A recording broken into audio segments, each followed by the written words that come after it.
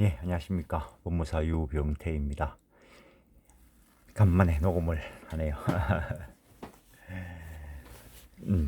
매번 안 쉬고 녹음을 올린다 하는 게 바쁘다 보니까 이제 약간 등한 시대네요.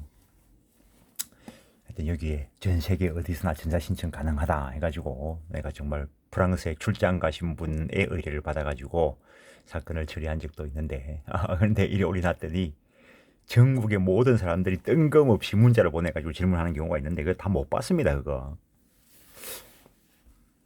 통성명도 없이 그냥 질문을 올리고 이러는데 그러지 마십시오.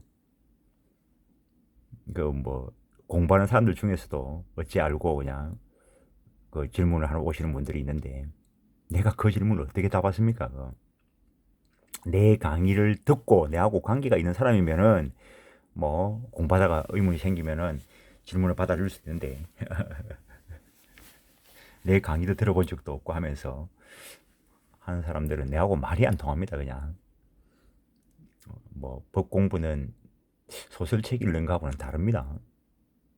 오늘 그걸 한번 보여드릴 건데 이 사건은 피고들의 시효 취득을 방어한 사건인데 시효 취득 근래에 한 사건 중에서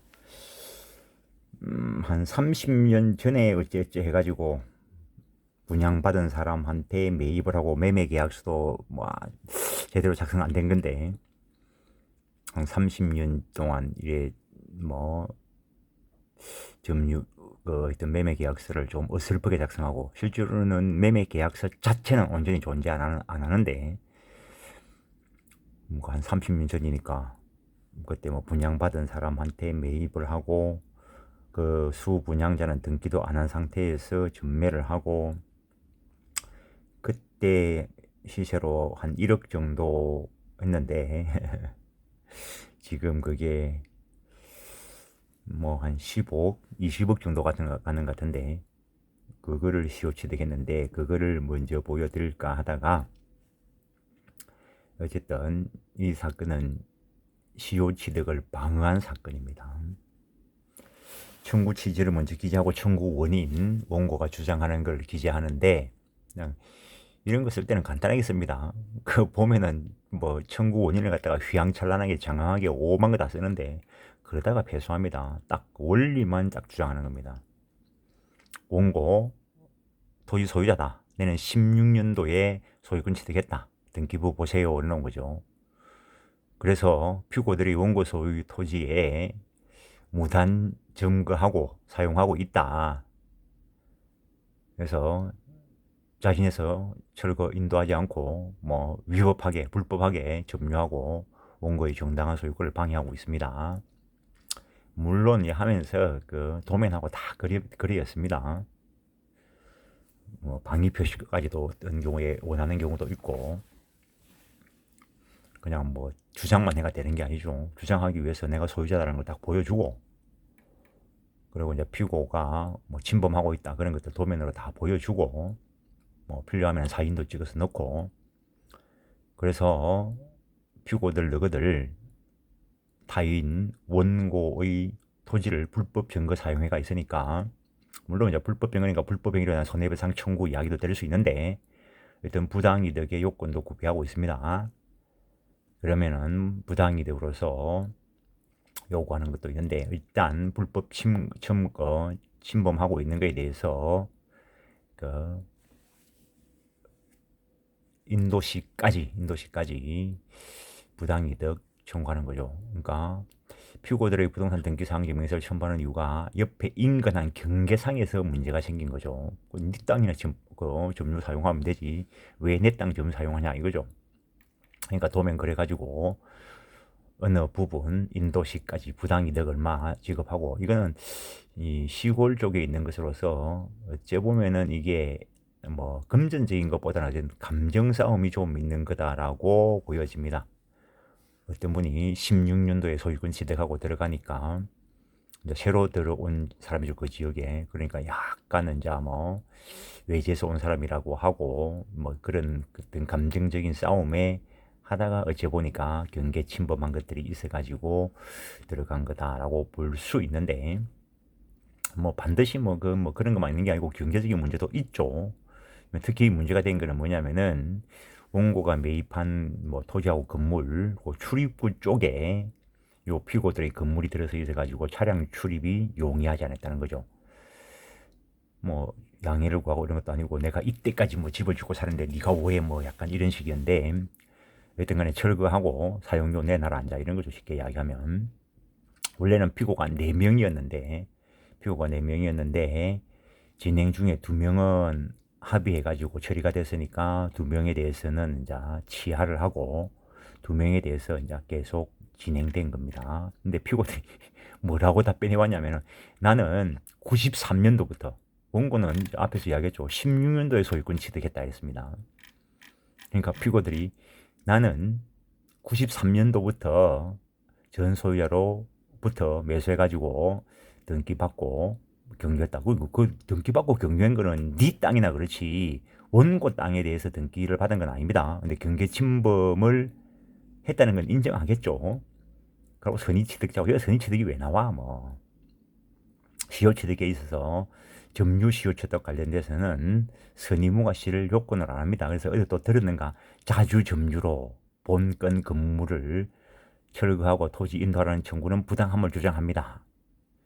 30년, 그러니까 지금 보면 50년 증거했죠. 지금 보면은 이 소송이 아마 20년도 후반에 들어갔던 거예요. 한 2년 정도 거의 2년 정도 끄는 사건인데 좀 근데 50년 동안 내 땅인 줄 알고 증거하고 살아왔는데 내가 매입한 땅에 들어가는 줄 알고 그러니까 엄밀히 말하면 이게 법리적으로 안 맞는 거죠.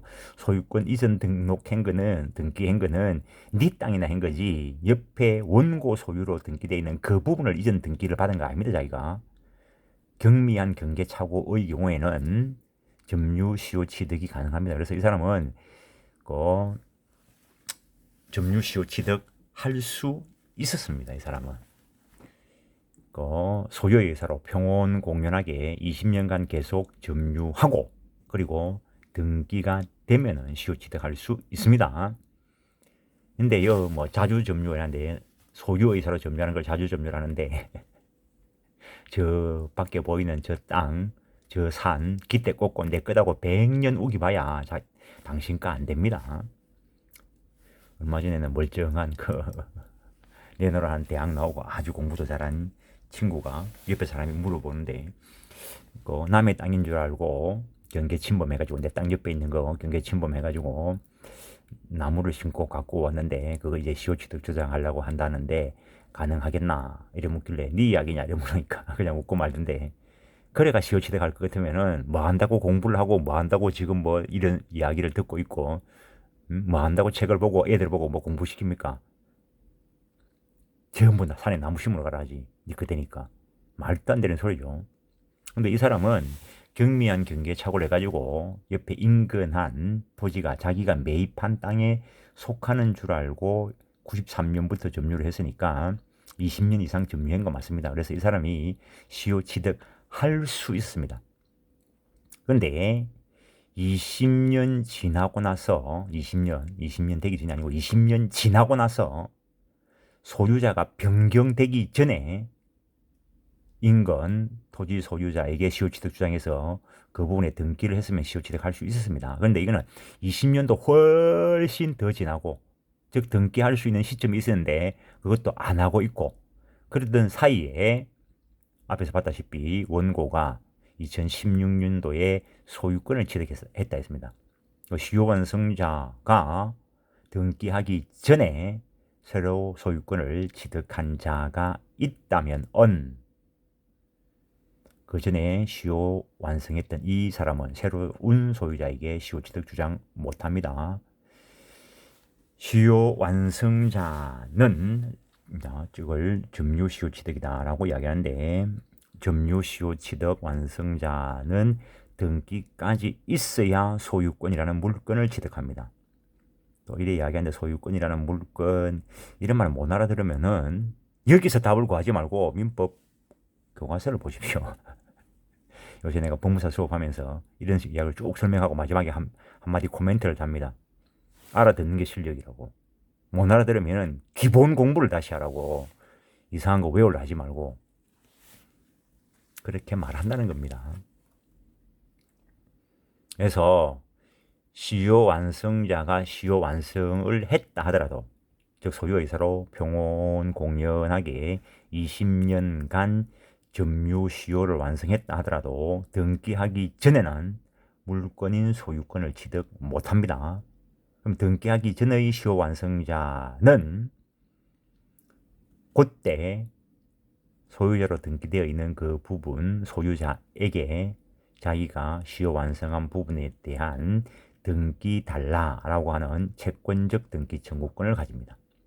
그래서 점유 시효 완성자의 시효 취득을 위한 소유권을 취득하기 위해서 행사하는 등기 청구권은 채권적 등기 청구권인데, 시효 완성 후 이 사람이 점거하고 있는 부분에 대해서 소유자로 등기돼 있는 자로부터 등기를 받은 그 사람은 물권인 소유권을 취득했습니다.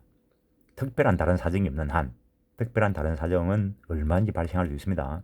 그래서 판례를 보시면 특별한 다른 사정, 판사도 그게 뭔 줄 모릅니다. 특별한 다른 사정이 뭔지. 그럼 그때 구체적인 사건이 일어나 봐야 아는데, 다른 사정이 있으면은 또 다른 문제이고, 어쨌든 단순하게 시효 완성 후 그 시효 완성된 부분에 대해서 새로의 등기함으로써 소유권 취득한 자는 물권을 취득했고, 채권과 물권이 충돌하면은 다른 특별한 사정이 없는 한 물권이 우선 보호되기 때문에 이 사람은 더 이상 새로운 소유자에게 시효 취득 주장 못합니다. 그래, 니 아무리 100년 점유했다 해도 니는 시효 취득 못해. 그래서 판결이 난 게, 원래는 피고를 4명으로 시작했는데 진행 중에 2명이 빠지고 그 2명만 남아있는데, 20년 가단 이래 돼 있으니까 20년도에 이 번호가 부여됐죠. 그래서 승고는 22년에 났으니까 거의 횟수로는 3년이죠.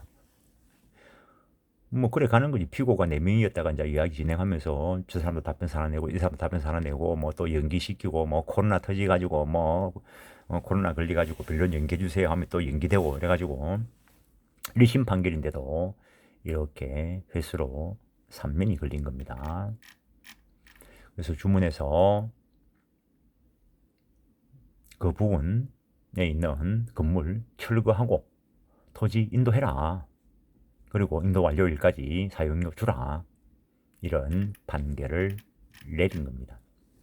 그래서 오늘 한 것 중에서 가장 기본적인 것은 물권과 채권이 충돌하면은 물권이 우선 보호된다라는 겁니다. 또 이거다 대놓고 물권이 뭔데 채권이 뭔데 이걸 이 시간에 묻지 말고 교과서를 보시라는 겁니다. 그거는 옛날에 수업하고 있는데 어떤 분이 와가지고 채권에 어떤 것들이 있습니까? 이러므로 순간적으로 황당했어요. 또 그까짓 거 가지고 황당하냐라고 생각하실 수 있는데, 물권은 물권 법정주의가 지배하기 때문에 물권의 종류가 한정되어 있습니다. 점유권, 소유권, 지상권, 지역권, 전세권, 유치권, 질권, 저당권, 특별법상 가등기 담보권, 그다음에 물권에 준하는 광업권, 어업권 이런 것들이 있습니다. 민법에서 정하고 있는 물권은 어쨌든 8개라는 겁니다. 그래서 물권에 어떤 것들이 있나 이러면은 이렇게 이름을 붙일 수 있죠. 또 소유권이라는 말, 국어를 알아들었다고 해서 당신이 소유권을 안다고 생각하지 마시라고. 점유권이라는 국어, 말을 알아들었다고 해서 법 원리인 점유권을 안다고 착각하지 마시라고. 근데 채권을 발생시키는 가장 주된 원인이 계약인데, 계약의 종류가 채권법 강론 쪽에는 지금 현재는 15가지 전형 계약을 두고 있습니다. 물론 채권이 계약 외에 불법행위나 사무관리 부당이득, 법률 규정에 의해서 발생할 수도 있습니다. 근데 법률 행위에 하지 않는 법률 행위라는 거에 의해서 발생할 수 있는데, 채권 발생시키는 가장 주된 원인이 계약이겠죠. 계약 위에 것에서 발생합니다. 그래서 민법 교과서를 뭣도 모르고 외우면은 전부 거짓말을 보고 있는 겁니다. 그래서 채권에 어떤 것이 있나 이런 물으면 말할 수가 없습니다. 채권이라는 것은 특정인이 다른 특정인에게 일정한 행위, 청구할 수 있는 권리를 채권이란다. 개념은 이렇게 정하는데 그게 매매 때문에 발생할 수도 있고 임대차 때문에 발생할 수도 있고 매수인의 지위 채권이고 매도인의 지위 그것도 채권이죠. 물론 채무자 위치도 있습니다. 쌍무계약이기 때문에. 그래서 이런 말을 알아듣는 게 실력이라고. 여기서 쌍무계약이 뭔데 매매가 뭔데 매수인이 뭔데 매도인이 뭔데 이런 걸 이야기하는 자리는 아니라는 겁니다.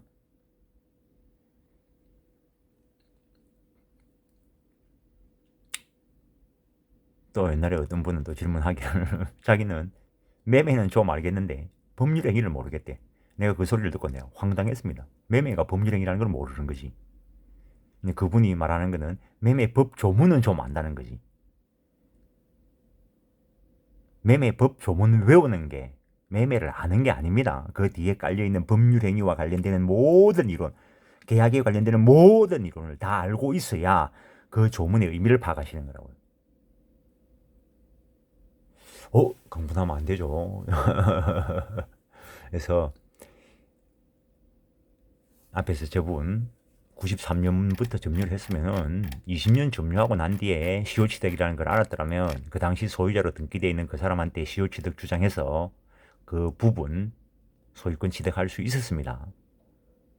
근데 몰라서 그랬던 알고 그냥 이웃 간에 그럴 필요 있나 하고 넘어갔던 그 이후에 소유자가 바뀌고 나면은 그 지위를 새로운 소유자에게 주장 못한다는 겁니다. 물론 소유자가 바뀌고 난 뒤에 그때부터 또 20년 지나면은 시효취득할 수 있습니다. 어쨌든 시효취득과 관련되는 법리 강행 규정이고 요건만 딱 구비가 되면은 시효취득하고 그다음에 요건만 딱 구비가 되면은 채무 시효로 소멸하기도 하고. 그래서 많은 사람들이 내 법을 몰라서 모르는 거 찾아가면서 이불로 모르는 거 찾아가면서 보호해 주는 거 아닙니다. 권리는 자기가 행사하더라도 보호받지 못할 수도 있습니다. 많은 분들이 소송해가지고 승소 판결을 받으면은 옛날에 빌려준 돈 받을 수 있습니까? 내가 어떻게 합니까 그걸.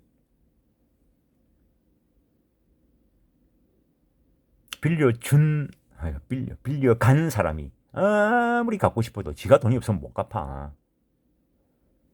빌려준 돈이 아무리 많아도 또는 아무리 적어도 돈 갚아야 될 사람이 돈이 한 푼도 없으면 그 돈 못 받아.